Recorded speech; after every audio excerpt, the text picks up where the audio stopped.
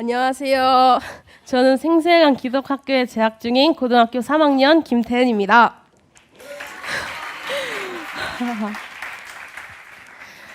저는 오늘 기독교 대한 문화를 통한 북한 프로파간다로 주입된 사상 해석이라는 제목으로 여러분들 앞에 학술제 발표를 진행해 보도록 하겠습니다. 먼저 제가 이와 같은 주제로 연구를 진행하게 된 계기를 말씀드리고 싶은데요. 통일 시대가 다가오는 만큼 저의 분야, 즉 문화예술 분야에 있어서 북한은 어떤 방식으로 받아들이고 또 창작해내는지에 대한 작은 궁금증이 저의 시발점이 되었습니다. 저의 연구의 시발점이 되었습니다. 더 나아가 프로파간다라는 선전선동 도구를 발견하며 저희 연구 주제는 점점 선명해져 갔습니다. 오늘의 발표를 통해 북한 프로파간다 포스터에 사용된 기법들과 악용된 사례들 그리고 문제점을 제시하고 해석하여 그 문제들에 대한 회복과 복음적 대안을 도출하는 방향으로 오늘의 발표를 진행해 보도록 하겠습니다. 첫 번째 발표 순서는 프로파간다의 이해입니다. 먼저는 여러분들께 프로파간다라는 용어에 대해서 설명드리고 싶은데요. 프로파간다는 1622년 신앙의 포교 활동을 위해 처음 등장한 것으로 한국어로는 선전이라는 의미를 가지고 있습니다. 사전에서는 이 단어를 주의나 주장, 사물의 존재 또는 효능 따위를 많은 사람이 알고 이해하도록 잘 설명하여 널리 알리는 일로 정의됩니다. 하지만 사용되는 개념 자체로는 상대방의 태도나 행동을 자신이 바라는 방향으로 변형시키려는 목적을 상징하고 진실과 관계없는 일방적이고 조작적인 정보와 메시지를 불특정 다수에게 전달하는 의도적이고 계획적인 일단의 커뮤니케이션 행위 또는 기술로 정의됩니다. 더불어 1930년대 나치 독일의 아돌프 히틀러는 대중계몽 천정국가부를 설치하여 당시 유대인을 인간 이하의 존재로 만들기 위하여 포스터의 프로파간다 기법을 활용하였습니다. 선전, 즉 프로파간다라는 단어는 진실을 담은 선한 단어로서의 의미보다 거짓과 모순 등 음험한 배우성을 함축하고 있는 용어로서 현재까지 각인되어 있습니다. 이번에는 북한 포스터를 중심으로 이러한 프로파간다 포스터의 표현 기법과 구성 요소에 대해서 좀 더 자세히 설명드리도록 하겠습니다. 주로 포스터의 중심에 위치하는 대상을 메인 이미지라고 지칭합니다. 더불어 또한 이미지의 메인 이미지의 방향에 따른 배치와 구도에 따라 포스터는 위와 같이 두 가지 유형으로 나뉩니다. 이어서 첫 번째로 설명드릴 표현 기법은 배치입니다. 배치의 종류는 포스터 속 이미지의 무게 중심에 따라 중앙, 우측, 좌측, 하단 배치 등으로 나뉩니다. 메인 이미지의 배치를 통하여 구도에 자리 잡은 특정한 이미지를 강조하거나 크기의 과정을 통하여 우상화하는 형식은 북한 프로파간다 포스터에서 적지 않게 사용됨임을 확인할 수 있었습니다.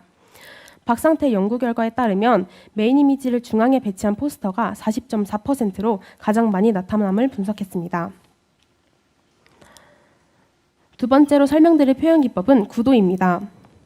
이번 구도 유형과 앞서 발표한 배치 유형의 가장 큰 차이점은 구도 유형 속 메인 이미지의 시각적 흐름입니다.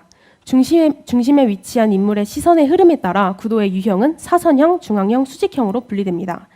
역동적인 시선의 흐름에 따라 포스터의 제작자는 전달하고자 하는 메시지를 수용자에게 더 적극적으로 전달할 수 있고 또 수용자는 보다 입체적이고 생동감 있는 포스터를 수용하게 됩니다. 구도 중에서도 사선형 구도가 40.3%로 가장 많이 그려짐을 분석하였습니다. 구도와 배치만큼 포스터에 큰 영향을 미치는 또 다른 기법은 바로 색채입니다. 이번에는 색채를 통한 북한 프로파간다 포스터의 표현 기법을 말씀드리도록 하겠습니다.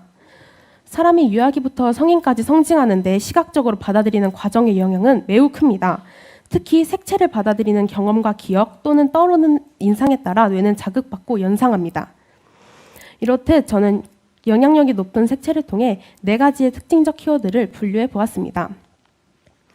색채와 감정의 구체적인 관계는 어느 정도 개인차가 있겠지만 또한 어느 정도 보편성을 띠고 있다는 점입니다. 또한 어떤 색상이 모든 사람에게 공통된 연상작용을 일으키는 경우에 그 색상은 하나의 상징이나 기호 또는 키워드의 역할을 하게 됩니다. 이러한 특징은 색을 통한 문화, 더 나아가 집단 문화를 만들 수 있는데요. 이러한 네 가지의 특징은 이목을 단번에 집중시킬 수 있는 색채를 이용한 북한 프로파간다의 포스터에서 더 명확하게 나타났습니다. 이 6가지의 색채는 북한 프로파간다 포스터에서 수용자들로부터 주도하고 선동하는 역할을 수행하는 핵심 색채입니다. 보시다시피 컬러의 혼재를 제외한 6가지 색의 속성 키워드는 다르게 나타났습니다. 프로파간다 포스터의 색채 선택의 경우에도 제작자, 즉 북한 정부 또는 크리에이터가 색채 고유의 속성에 따라 수용자가 심리적으로 느끼는 인상이 달라짐을 이미 파악하고 집약하여 색채를 선택하고 사용하고 있음을 고찰했습니다. 이번에는 앞서 설명드린 기법을 통한 북한 프로파간다 포스터에 담겨진 내재적 의미와 문제점을 짚어보고자 합니다. 프로파간다 기법을 통하여 발생하는 문제를 크게 2가지로 저는 도출해 보았는데 그중 첫 번째로는 우상화입니다. 프로파간다 포스터 속 주체의 크기를 더 가정하고 시각적으로 높은 위치에 위치시키는 기법은 영웅적 이미지를 통한 우상화가 깊이 내포되어 있음을 파악하였습니다.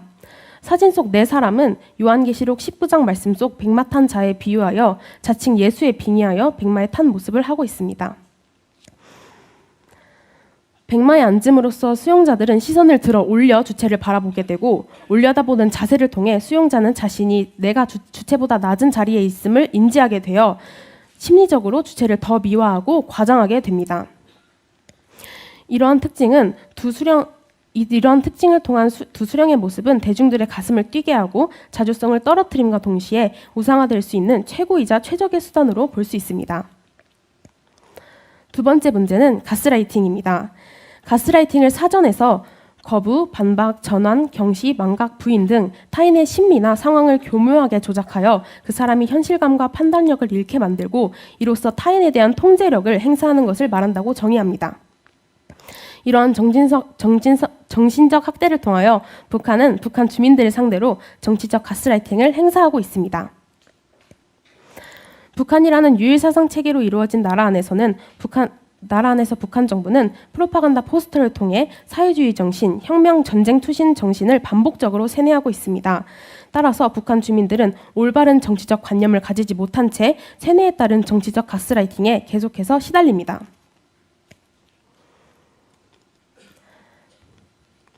저는 이러한 주체사상 찬양 중심의 북한 예술에 대해 복음적 대안을 고민했고 3가지의 대안을 도출해낼 수 있었습니다.